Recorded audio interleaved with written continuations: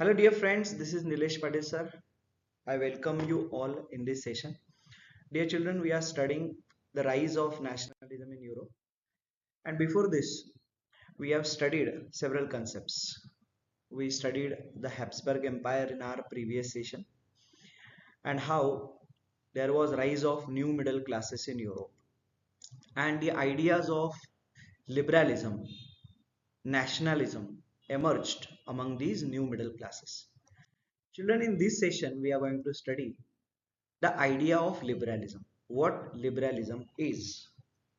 So dear children, liberalism is a word or is a term that has been derived from a Latin root liber, which means to be free. What is the meaning of the word liber? That is to be free. So this indicates the meaning of the word, right? Now, the new middle classes we were talking about in our last lecture, for them, the meaning of liberalism was freedom of individual. So, for the new middle classes, the meaning of liberalism was individual freedom and equality of all before the law. Children, you might remember I told you during the French Revolution you have studied. Not all the people, all the classes were treated equally. The lords had some privileges by birth. So the society was not based on equality. So what they wanted? They wanted equality before law. They wanted freedom of or freedom for the individual. Politically, liberalism emphasized on the concept of government by consent. Children, consent means agreement. So जो भी government बने वो लोगों की consent से बने, लोगों की इच्छा से बने, not by birth. This should not be the right of someone because he is born in a particular family. जैसे आपको पता है कि राजा जो होता था वो हेरिडेटरी होता था, मतलब राजा का बेटा ही अगला राजा बनेगा, तो वो कैपेबल हो या ना हो. तो लिबरल्स जो है वो चाहते थे कि पर्सन की मेरिट के हिसाब से उसको पोजीशन मिलना चाहिए. सो जो भी गवर्नमेंट बने वो लोगों की इच्छा से बनना चाहिए. Then after the French revolution होने के बाद फिर लिबरलिज्म का मतलब था एंड ऑफ ऑटोक्रेसी. जैसे मैंने आपको पहले भी बताया कि लिबरल्स जो थे यूरोप में क्या चाहते थे, वहाँ के जो मोनार्क्स है, वहाँ के जो राजा महाराजा है, वो उनके खिलाफ थे. So they wanted end of autocracy. Autocracy का मतलब होता है uncontrolled rule and clerical privileges. मतलब जो क्लेरिक्स होते थे, क्लर्जी होते थे, जो चर्च का काम करते थे, उनको जो प्रिविलेजेस होते थे उनको भी वो खत्म करना चाहते थे. After the French revolution liberals चाहते थे, सिंस द फ्रेंच रिवोल्यूशन. सो क्लर्जीज के प्रिविलेजेस आपने इसके पहले भी 9th स्टैंडर्ड में पढ़ा है कि जैसे उन्हें एक टैक्स मिलता था, टाइद, राइट. तो जो थर्ड स्टेट के लोग थे वो चर्च को टैक्स पे करते थे. तो ये जो प्रिविलेजेस थे, ये जो स्पेशल राइट्स थे क्लर्जीज के, उसको भी वो खत्म करना चाहते थे. A constitution and representative government through parliament. और क्या चाहते थे? जैसे मॉडर्न डेज डेमोक्रेसी में आपको पता है कि कॉन्स्टिट्यूशन होती है, मतलब कॉन्स्टिट्यूशन में लोगों के राइट्स और उनकी ड्यूटीज लिखी हुई होती है, गवर्नमेंट कैसे बनेगा ये भी दिया हुआ होता है. People should have right representative government, मतलब जो भी गवर्नमेंट बने वो लोग अपनी गवर्नमेंट चुने through their own government through no one should be allowed to. ये उनकी डिमांड थी after the because they are dominant. तो दे उसके बाद 19th सेंचुरी के जो लिबरल्स थे दे स्ट्रेस्ड. उसके बाद लिबरलिज्म का मतलब इक्वालिटी बिफोर लॉ तो था, but there is an exception here कि प्राइवेट प्रॉपर्टी को कोई वायलेट आपने सुना है कि विमेन वर लोगों की जो प्राइवेट प्रॉपर्टी वहां पे वोटिंग राइट्स थे, जो middle class. So equality before law और did not necessarily stand for जैसे कि यूनिवर्सल सफरेज जिसको बोलते हैं यूनिवर्सल अडल्ट फ्रेंचाइज, मतलब women did not have right to vote. Liberals जो है वो right to vote for women नहीं चाहते थे. उसके बाद इकोनॉमिक स्फीयर में इकोनॉमिकली लिबरलिज्म का मतलब क्या था? It stood for the freedom of markets. मतलब मार्केट्स जो है वो फ्री होने चाहिए। बहुत सारे रेस्ट्रिक्शंस थे, कस्टम ड्यूटीज उन पे लगती थी, तो these restrictions should be removed. Business को प्रॉस्पर होने के लिए ये जरूरी है। And abolition of state impose restrictions on movement of goods and capital. मतलब पैसा जो है कैपिटल, बिजनेस में जो इन्वेस्ट करते हैं पैसा, इसको कैपिटल बोलते हैं। सो गुड्स एंड कैपिटल जो है फ्रीली मूव होने चाहिए फ्रॉम रीजन टू रीजन, उस पर कोई रिस्ट्रिक्शन नहीं होना चाहिए। ये लिबरल्स का डिमांड था। तो बच्चों आपको ये जो स्लाइड है इसमें मैंने लिबरलिज्म का मतलब एक्सप्लेन किया, आप अगर देख सकते हो यहाँ पे। तो लिबरलिज्म का पहले तो रूट वर्ड जो है वो है लाइबर, जिसका मतलब होता है टू बी फ्री। तो आप यहाँ पे इसको रिलेट कर सकते हो कि जैसे हर पॉइंट में उन्होंने दिया है कि मिडिल क्लासेस के लिए लिबरलिज्म का मतलब क्या था, पॉलिटिकल स्फीयर में लिबरलिज्म का मतलब क्या था, फ्रेंच रिवॉल्यूशन के बाद लिबरलिज्म का मतलब क्या था, 19th सेंचुरी लिबरल्स की क्या डिमांड थी, उसके बाद उनका पॉलिटिकली हम कह सकते हैं कि यूनिवर्सल सफरेज वो नहीं चाहते थे विमेन के लिए, और इकोनॉमिक स्फीयर में उनको चाहिए था कि फ्रीडम ऑफ मार्केट हो, goods and Capitals freely move हो। तो अब बढ़ते हैं हम आगे, देखते हैं कि यहाँ पे कंजर्वेटिज्म का कंसेप्ट है। मतलब देखो ये एक पॉलिटिकल फिलोसफी, जैसे लिबरलिज्म भी एक पॉलिटिकल फिलोसफी, वैसे कंजर्वेटिज्म एक पॉलिटिकल फिलोसफी है that stressed on the importance of tradition. मतलब वो चाहते थे कि जो ट्रेडिशनल कस्टम्स है, जो ट्रेडिशनल इंस्टीट्यूशंस है, जैसे मोनार्की है, इनको प्रोटेक्ट करना चाहिए। ठीक है, उनमें चेंजेस जरूरी है, it is necessary to bring about some change. French revolution के बाद उनकी समझ में तो ये आ गया था कि सोसाइटी जो है वो अगर इनइक्वालिटी पे बेस्ड है तो लोग तो रिवोल्ट करेंगे। तो इसलिए वो चाहते थे कि ठीक है थोड़ा चेंज नेसेसरी है, पर वो कैसा होना चाहिए, ग्रेजुअल होना चाहिए। So they were actually in favour of gradual development, not quick change. जैसे रिवॉल्यूशन में क्या होता है, क्विक चेंज होता है। फ्रेंच रिवॉल्यूशन में क्या हुआ, उन्होंने लुई 16 को बिहेड करके फिर रिपब्लिक इस्टेब्लिश किया, पर उसके बाद वो रिपब्लिक ज़्यादा दिनों तक टिक नहीं पाया। There was political instability in France. ये जो कंजर्वेटिज्म का वेव है ये आया 1815 के बाद, क्योंकि 1815 में क्या हुआ, उन्होंने मतलब यूरोप के जो कंजर्वेटिव्स है, जो मोनार्क है, राजा महाराजा, उन्होंने क्या किया, उन्होंने नेपोलियन को डिफीट किया in the battle of Waterloo. और उसके बाद फिर एक वेव ऑफ कंजर्वेटिज्म 1815 के बाद आया। सो देखते हैं इसके नोट्स।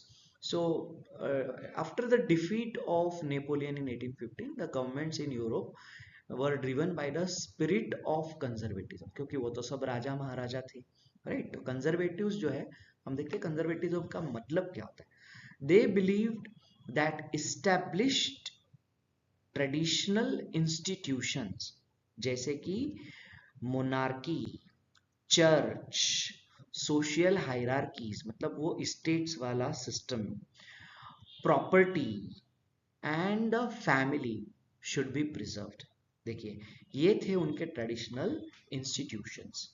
ओके, ये ट्रेडिशनल इंस्टीट्यूशन जो है स्टेट के, सोसाइटी के, इनको प्रोटेक्ट करना जरूरी है, कंजर्वेटिज्म का, कंजर्वेटिव्स का कहना है।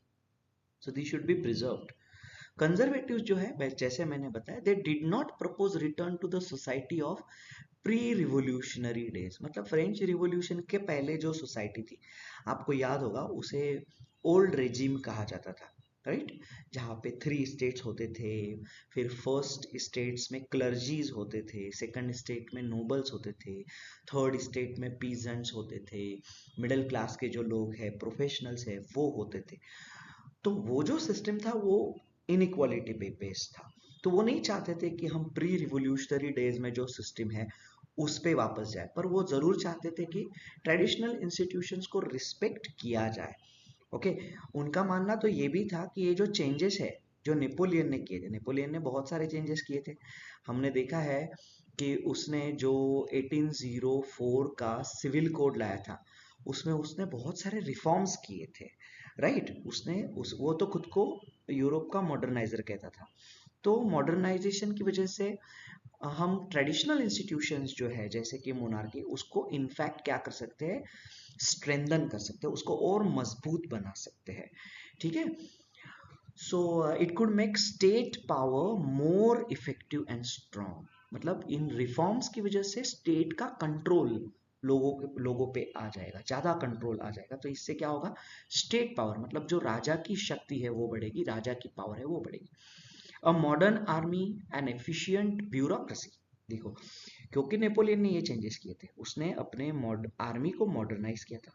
उसके बाद ब्यूरोक्रेसी मतलब जो एडमिनिस्ट्रेटिव सिस्टम होता है, राइट, जो ऑफिशियल्स जो रोजमर्रा की जिंदगी में काम करते हैं, एडमिनिस्ट्रेटिव सिस्टम, उसको एफिशिएंट बनाना। उसके बाद डायनामिक इकोनॉमी, क्योंकि जो है नेपोलियन ने कस्टम ड्यूटीज को रिमूव किया था और करेंसी की संख्या कम की थी। इससे क्या होता है, इकोनॉमी डायनामिक बन जाती है, ट्रेड बढ़ता है, ट्रेड को बढ़ावा मिलता है, बिजनेसेस प्रॉस्पर होते हैं। ओके, उसके बाद अबॉलिशन ऑफ फ्यूडलिज्म, ये एक सोशल रिफॉर्म था। नेपोलियन ने फ्यूडलिज्म एंड सर्फडम को रिमूव किया था। अब सर्फडम क्या था, it was a practice of keeping bonded labour, मतलब वहां पे जो है बहुत ही कम या ना के बराबर रिटर्न्स देके पीजेंट से काम करवाते थे, इसे सर्फडम कहते हैं। और फ्यूडलिज्म की जो प्रैक्टिस है, जो नोबल लॉर्ड्स थे उनके बड़े बड़े घर होते थे, मनोर्स होते थे, वो गरीब पीजेंट से फ्यूडल ड्यूज कलेक्ट करते थे, उसको भी अबॉलिश करना जरूरी है। इन सब चीजों से क्या होगा, इससे ऑटोक्रेटिक मोनार्कीज जो है, मतलब जो राजा महाराजा यूरोप के थे जिनके ऊपर किसी का कंट्रोल नहीं था, जैसे कोई कॉन्स्टिट्यूशन वो फॉलो नहीं करते थे, इसलिए उनको ऑटोक्रेटिक मोनार्कीज कहा जाता। इट कुड स्ट्रेंथन, ओके, ये जो सब मेजर्स है इससे क्या होगा, ऑटोक्रेटिक मोनार्कीज और भी स्ट्रांग बनेगी यूरोप में। तो ये था कंजर्वेटिज्म। अब हुआ यूं कि कंजर्वेटिव जो है उन्होंने नेपोलियन को डिफीट तो किया 1815 में इन अ बैटल ऑफ वाटरलू, पर फिर उन्होंने वियना, जो ऑस्ट्रिया का कैपिटल है, यहाँ पे आपको समझना होगा ऑस्ट्रिया एक यूरोपियन कंट्री है, ऑस्ट्रेलिया कॉन्टिनेंट नहीं। तो ऑस्ट्रिया का जो कैपिटल है वियना, वहां पे उन्होंने एक मीटिंग बुलाया। किसने बुलाया मीटिंग, कंजर्वेटिव्स ने बुलाया, जो भी कंजर्वेटिव रेजिम्स थे, राजा महाराजा, उन्होंने। और यहाँ पे उन्होंने क्या किया, एक ट्रीटी ड्राफ्ट किया। ओके, तो 1815 representatives of the European powers जैसे कि Britain, Russia, Prussia and Austria, ठीक है, इन्होंने कलेक्टिवली नेपोलियन को डिफीट किया था। So they met at Vienna to draw up a settlement for Europe. अब वो यूरोप के जो भी रीजन्स थे उसको वो डिस्ट्रीब्यूट करने वाले थे, कहाँ पे कौन राज करेगा ये तय करने वाले थे। This meeting was hosted, this congress was hosted by Austrian chancellor duke Metternich. आप इनका नाम ध्यान में रखना, इनके कोट्स बहुत इंटरेस्टिंग है, आप पढ़ोगे आगे। जैसे कि when France sneezes rest of the Europe catches cold, बहुत ही इंटरेस्टिंग है, जो भी फ्रांस में होता है उसका इफेक्ट बाकी के यूरोप में होता है, ये उसका कहना था। तो ड्यूक मैटरनिच ने ये मीटिंग होस्ट किया था। सो द डेलीगेट्स, डेलीगेट्स मतलब जो रिप्रेजेंटेटिव्स थे इन चार कंट्रीज के, so they drew up the treaty of Vienna. तो ये ट्रीटी के टर्म्स हम पढ़ने वाले, 1815 में ये ट्रीटी हुआ। इनका जो ऑब्जेक्टिव था, इनका जो पर्पस था इसके पीछे, was undoing most of the changes that had come about in Europe during the Napoleonic Wars. Napoleon ने जैसे कि अलग अलग रीजन्स में अपनी अथॉरिटी इस्टेब्लिश की थी यूरोप में, तो उन सब चेंजेस को अंडू करने के लिए, ठीक है, उसको रिवर्ट करने के लिए उन्होंने ये ट्रीटी ड्राफ्ट किया। तो अब देखते हैं इस ट्रीटी के कंडीशंस क्या थे। सबसे पहले तो इसके टर्म्स देखते हैं। उन्होंने बर्बन डायनेस्टी, मतलब आपको पता होगा कि फ्रांस में जो राजा महाराजा थे उनकी डायनेस्टी को बर्बन डायनेस्टी कहते थे। तो इसको तो डिपोज किया गया था नेपोलियन द्वारा। नेपोलियन ने बर्बन मतलब रिपब्लिक जब रिवॉल्यूशन हुआ तभी उन्होंने, नेपोलियन ने नहीं किया सॉरी, पर जब फ्रांस में रिवोल्ट हुआ उसके बाद उनको डिपोज किया गया था, मतलब उनको सत्ता से निकाल दिया गया था। So that was restored to power. ये सबसे बड़ा चेंज है कि फ्रांस में लोगों ने रिवोल्ट करके जिन राजा महाराजाओं को निकाला, ओके, बर्बन डायनेस्टी के जो राजा थे उनको निकाला, उन्हीं को रिस्टोर किया गया वियना ट्रीटी में। France lost the territories it had annexed under Napoleon. France ने जो भी टेरिटरीज अनेक्स किए थे, मतलब नेपोलियन के रूलरशिप में उन्होंने जोड़ लिए थे, उन्होंने जीत लिए थे, उन सब को उन्हें वापस देना पड़ा बाकी राजा महाराजाओं को। A series of states were set up on boundaries of France to prevent French expansion in future. क्योंकि फ्रांस में जो है ये जो आइडियाज है लिबर्टी, इक्वालिटी, ये आइडियाज लोगों में बहुत पॉपुलर थी। तो ऐसा ना हो कि फ्यूचर में और कोई नेपोलियन आ जाए, मतलब आप समझ रहे हो कि फ्यूचर में कोई नेपोलियन जैसा रूलर बन जाए और वो फिर से रिवोल्ट करे, या फ्रांस फिर से बाकी के स्टेट्स पे अटैक करके वहाँ पे रिपब्लिक इस्टेब्लिश करने के लिए ट्राई करें, ये उन्हें डर था। इसलिए उन्होंने क्या किया, series of states they set up on the boundaries of France. उसके बाद उन्होंने यहाँ पे देखिए कौन से स्टेट्स को इस्टेब्लिश किया। So the kingdom of the Netherlands उन्होंने यहाँ पे फ्रांस की बॉर्डर पे इंट्रोड्यूस किया। आप जानते होंगे आप कि बेल्जियम एक यूरोपियन कंट्री जो फ्रांस के साथ अपना बॉर्डर शेयर करता है। तो नॉर्थ में उन्होंने ये किंगडम ऑफ नेदरलैंड सेटअप किया, उस वक्त बेल्जियम भी उसका पार्ट था, ठीक है। So it was setup in north. Geneva जो है उसको उन्होंने साउथ में ऐड किया टू पिडमॉन्ट। अब पिडमॉन्ट एक जोग्राफिक टर्म है जिसका मतलब होता है फुट हिल्स। तो यूरोप में आल्प्स माउंटेन है, तो उसके फुट हिल्स का जो एरिया है साउथ में फ्रांस के, तो उसको उन्होंने ऐड किया जिनेवा। उसके बाद प्रशिया, अब ये एक जर्मन स्टेट था। आज आप कहोगे कि प्रशिया नाम का कोई कंट्री तो है नहीं सर, पर ये एक जर्मन स्टेट था, ठीक है। तो प्रशिया मतलब जर्मनी का सबसे बड़ा वो स्टेट था, वहां पे राजा था। तो Prussia was given new territories on its western frontier, मतलब again it is towards France, France की जो फ्रंटियर है वहां। ऑस्ट्रिया जो है ये भी जर्मन स्टेट था, मतलब ऑस्ट्रिया आज एक कंट्री है, but yes, Austria was given control of northern Italy, मतलब उसकी बॉर्डर पे जो एरिया है, ऑस्ट्रिया की बॉर्डर जो है इटली से शेयर होती है, नॉर्दर्न बॉर्डर। तो वहां पे जो एरियाज थे उनका कंट्रोल ऑस्ट्रिया को दिया गया। आगे आप पढ़ने वाले हो, जैसे इटली जो है उसका यूनिफिकेशन आप पढ़ोगे तो आपको समझ में आएगा कि ऑस्ट्रिया के पास लोम्बार्डी और वेनेशिया नाम का जो एरिया है इटली का, नॉर्दर्न इटली का, वो पास था उनके, ठीक है। तो बाद में उन्होंने वो उनसे लिया लड़ाई के बाद। The German Confederation of 39 states that had been set up by Napoleon was left untouched. तो नेपोलियन ने क्या किया था, एडमिनिस्ट्रेशन को सिंप्लीफाई करने के लिए उसने 39 स्टेट्स को कंबाइन करके एक कॉन्फेडरेशन, मतलब एक पॉलिटिकल यूनिट बनाया था, एक रीजन बनाया था, प्रोविंस बनाया था, काउंटी, ऐसे अलग अलग नाम हम यूज करते हैं। तो उसको उन्होंने क्या किया, वो जो एडमिनिस्ट्रेटिव यूनिट था उसको उन्होंने टच नहीं किया, वो उसका ऑर्गेनाइजेशन है वैसे ही रहने दिया। उसके बाद इन द ईस्ट, मतलब ये जहाँ पे रशिया है, रशिया को उन्होंने Russia was given part of Poland, Poland का पार्ट उन्होंने दिया। प्रशिया जो है उसके भी ईस्ट में जो सैक्सोनी करके पोर्शन था वो उन्होंने प्रशिया को दे दिया। सो ये जो सब उन्होंने चेंजेस किए यूरोप में, उसके पीछे एक ही पर्पस था कि जो मोनार्कीज है यूरोप की, जो राजा महाराजा है, ऑटोक्रेटिक रूलर्स है, उनको रिस्टोर करना है, उनको फिर से सत्ता में लाना है, क्योंकि नेपोलियन ने तो उनको सत्ता से निकाल दिया था और फिर यूरोप के लोगों में लिबरलिज्म के आइडियाज पॉपुलर होने लगी थी। तो they wanted to set up autocratic monarchies, right? The monarchies that were overthrown by Napoleon, and they wanted to create a new conservative order in Europe.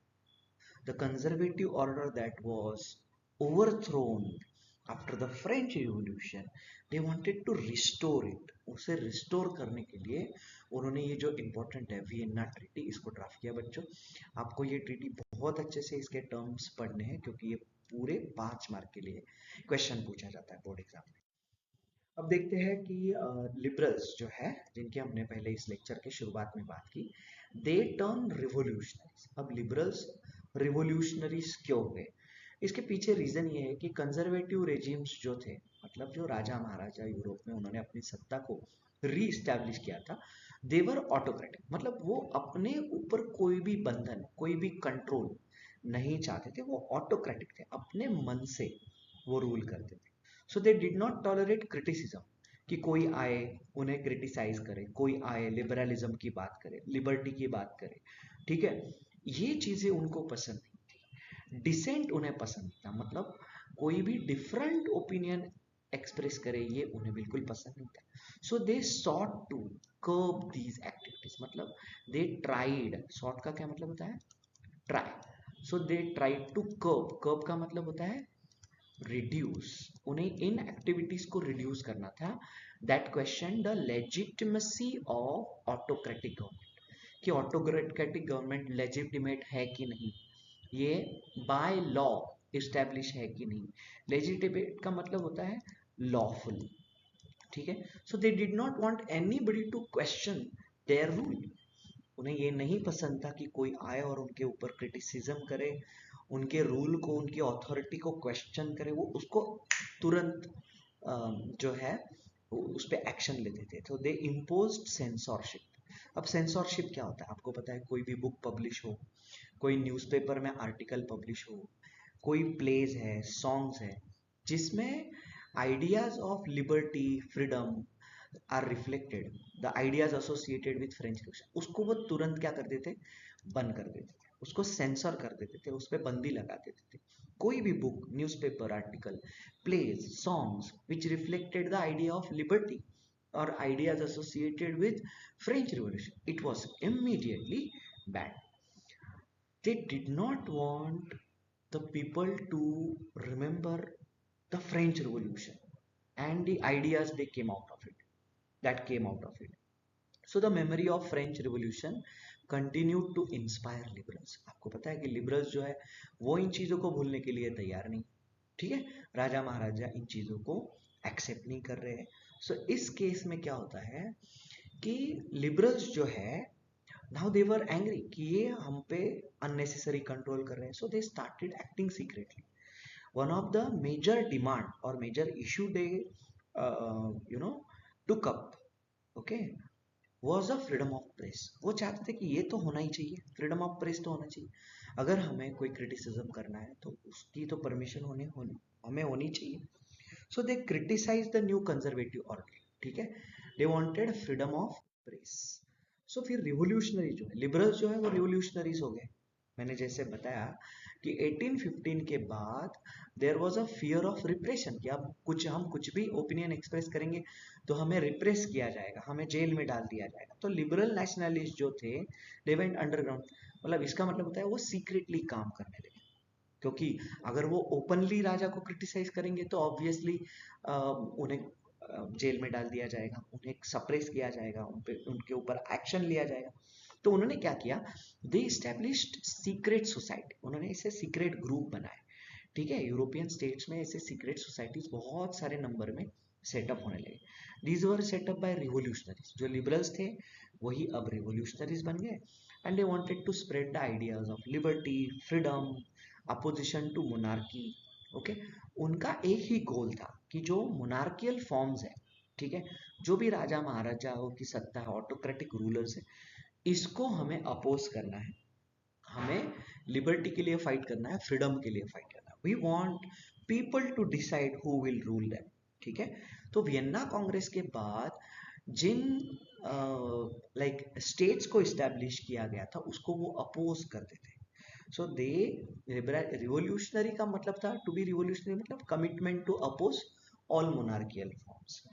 तो रिवोल्यूशनरी जो थे they saw the creation of